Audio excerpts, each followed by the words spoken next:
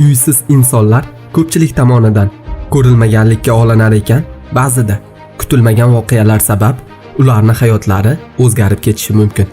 Aynan bugun kutilmaganda hayot yaxshi tomonga o'zgarib ketgan uysizlarni ko'rsatadi. Videoni boshlashdan oldin shunday videolarni ko'rishni xohlasangiz, videoyimizga like bosib bizni qo'llab-quvvatlaysiz degan umiddamiz.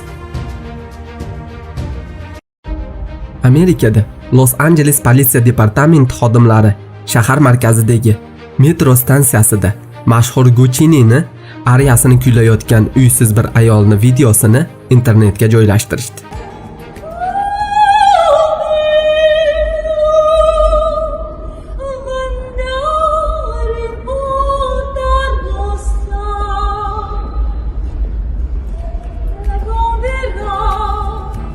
Narsalarga to'la setkalarni ko'tarib olgan bu ayolning iste'dodi juda ham ko'pchilik tomonidan layklar yomg'iriga qolganidan keyin o'sha video qisqa vaqt ichida ko'rilishi bo'yicha millionlardan oshib ketdi.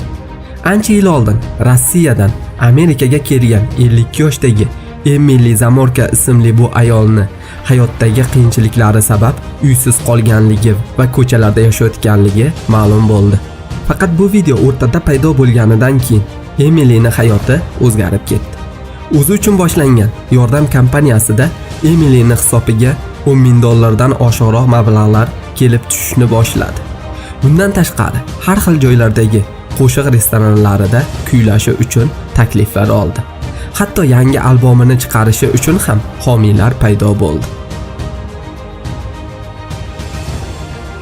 Xuddi Emily Zamorka singari ko'chalarda yashar ekan, bir video sabab hayoti o'zgarib ketgan boshqa ism bo'lsa, Ted Williams bo'ldi. Yo'l qirg'og'ida turgan vaqtida bir mashina shofiri tomonidan videoga olingan va ovozining go'zalligi sabab hayoti o'zgarib ketgan Williamsni o'sha kundan keyin yaxshi kunlar boshlandi. When you're listening to nothing but the best of oldies, you're listening to Magic 98.9. Thank you so much. God bless you.